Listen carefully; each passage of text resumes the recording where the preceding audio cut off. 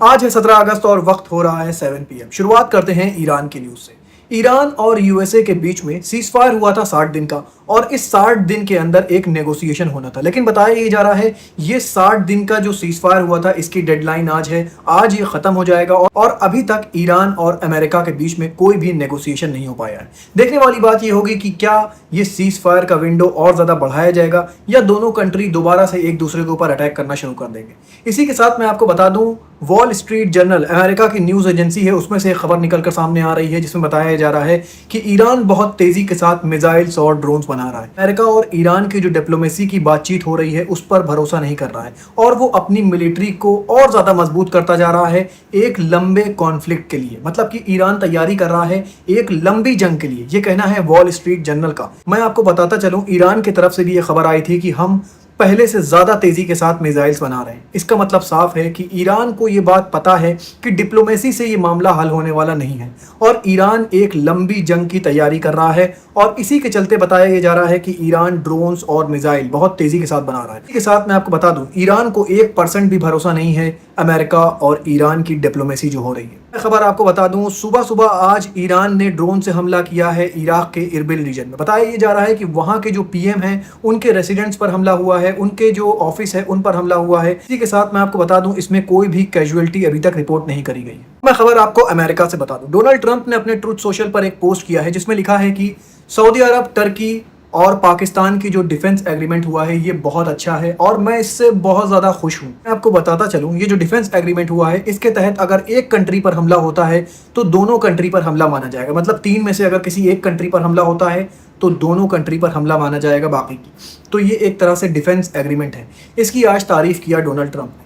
दोस्तों, Donald Trump के बयानों में एक बात अब साफ देखी जा रही है कि इजराइल जो बयान दे रहा है उसका उल्टा बयान दे रहे हैं डोनाल्ड ट्रंप। कल मैंने आपको बताया था कि डोनाल्ड ट्रंप के दामाद जेरेड कुश्नर ने मुलाकात करी कायरो में हमास के लीडर से। वहां बताया ये जा रहा था कि हमास के लीडर फुल अपने आर्म को सरेंडर नहीं करेंगे, मतलब पूरी तरह से अपने हथियार को सरेंडर नहीं करेंगे। लेकिन बताया ये जा रहा है कि हमास अपने सारे हथियार को सरेंडर करने के लिए राजी हो गया।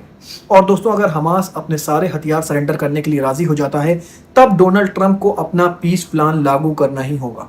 लेकिन इसमें दिक्कत यह है कि नेतन्याहू इसके फेवर में नहीं है। तो देखने वाली बात होगी कि डोनाल्ड ट्रंप इसको कैसे इंप्लीमेंट कराते हैं। एक खबर मैं आपको और बता दूं, डोनाल्ड ट्रंप से ही रिलेटेड ये खबर है। डोनाल्ड ट्रंप ने ट्रूथ सोशल पर एक पोस्ट किया जिसमें उन्होंने लिखा कि साउथ कोरिया के साथ हमारी जो मिलिट्री ड्रिल होने वाली थी उसमें हम अब कमी कर रहे हैं। उनका कहना है कि जब हमने साउथ कोरिया से कहा कि ईरान के साथ जो हमारी जंग हो रही है, जो हम उसको न्यूक्लियर वेपन नहीं बनाने के लिए हम उस पर अटैक कर रहे हैं, क्या उसमें वो अमेरिका की मदद करेगा? तो साउथ कोरिया ने साफ इनकार कर दिया था, नो थैंक यू।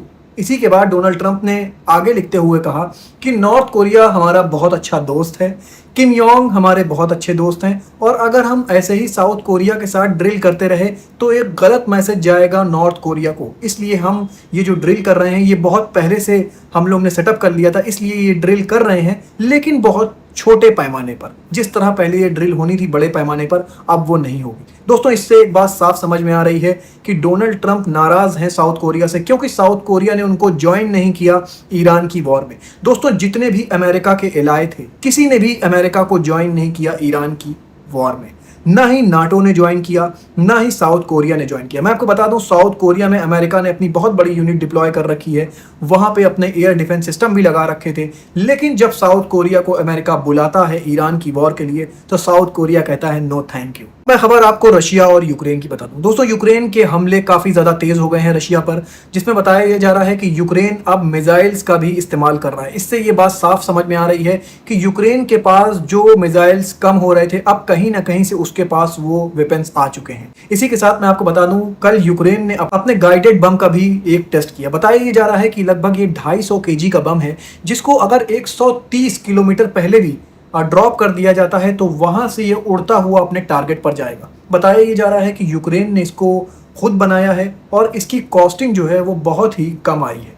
दोस्तों इसी के साथ मैं आपको बता दूं, यूक्रेन की भी ताकत दिन ब दिन बढ़ती जा रही है और ये बात साफ है कि उसको नाटो कंट्रीज हेल्प कर रही हैं, उसको ब्रिटेन से हेल्प मिल रही है और इसी के चलते रशिया यूक्रेन पर काबू नहीं पा रहा है। आपको एक खबर वाइल्ड फायर से रिलेटेड बता दूं दोस्तों, एक 35 साल की इजरायली टूरिस्ट को गिरफ्तार कर लिया गया है। उसके ऊपर इल्जाम है कि उसने ग्रीक के अंदर वाइल्ड फायर को भड़काने का काम किया है। बताया ये जा रहा है कि ये इजरायली टूरिस्ट एक विला में रह रही थी और वहां पर आसपास के लोगों ने जिससे मना किया कि बारबेक्यू मत जलाओ, क्योंकि गवर्नमेंट की तरफ से ऑर्डर है कि कोई भी बारबेक्यू ओपन एरिया में नहीं जलाएगा, जिससे क्या होता है कि अगर छोटी सी भी चिंगारी हवा में उड़ती है तो वो एक बड़ी आग बन सकती है। लेकिन ये इजरायली टूरिस्ट नहीं मानती है, ये अपना बारबेक्यू बाहर ही लगाती है, जिससे क्या होता है हवा से चिंगारी उड़ती है और एक बहुत बड़े एरिया में आग लग जाती है। जिसके बाद बताया जा रहा है कि 60 फायर फाइटर्स ने मिलकर वो आग बुझाई और उसके बाद इस 35 साल की इजरायली टूरिस्ट को गिरफ्तार कर लिया जाता है। अब दोस्तों एक खबर मैं आपको चाइना से बता दूं, चाइना टेक्नोलॉजी में दुनिया में सबसे आगे निकलता जा रहा है। पूरी दुनिया जंग व जदल में उलझी हुई है और चाइना अपनी टेक्नोलॉजी में आगे बढ़ता जा रहा है। बताया ये जा रहा है कि ह्यूमनॉइड रोबोट की रेस में चाइना अब बहुत तेजी से आगे निकल रहा है। चाइना ने एक रोबोट बनाया और जिसका टेस्ट भी आज किया और उसको सोशल मीडिया पर डाला। इसमें दिखाया जा रहा है कि चाइना का ये रोबोट लगभग 2 मीटर तक जंप करता है और अपना एक रिकॉर्ड बनाता है शॉर्ट रनिंग में। बताया ये जा रहा है कि ये रोबोट किसी भी ह्यूमन से ज्यादा तेज दौड़ सकता है। दोस्तों चाइना इस वक्त पूरी तरह से फोकस है अपनी टेक्नोलॉजी को आगे बढ़ाने के लिए और वो जंग व जदल से बहुत दूर है, सिर्फ और सिर्फ अपने डेवलपमेंट पर ध्यान दे रहा है। और यही वजह है कि आप देख रहे हैं चाइना की टेक्नोलॉजी दुनिया में सबसे आगे निकलती जा रही है। अब मैं आपको वेदर रिपोर्ट बता दूं, ये जो आप फुटेज देख रहे हैं ये हवाई से निकल कर आ रही है। बताया जा रहा है कल यहाँ पर एक टॉर्नेडो ने हिट किया था और जब टॉर्नेडो हिट करता है तो देखिए किस तरह के हालात हो जाते हैं। तो इस वक्त वेदर कंडीशन ये हो गई है कि रोज कहीं ना कहीं क्लाइमेट के चलते तबाही हो रही है। तो इसी के साथ मैं आपको बता दूं, जापान में जो डोल्फन टाइफून आया था अब उसने तबाही मचाना शुरू कर दिया है चाइना के अंदर भी। चाइना के अंदर भी डोल्फन टाइफून के चलते हैवी रेनफॉल और फ्लड देखी जा रही है। ऐसे ही खबरें लेकर मैं आपके पास आता रहूंगा। अपना बहुत ख्याल रखिए और मुझे भी अपनी दुआओं में याद रखिए।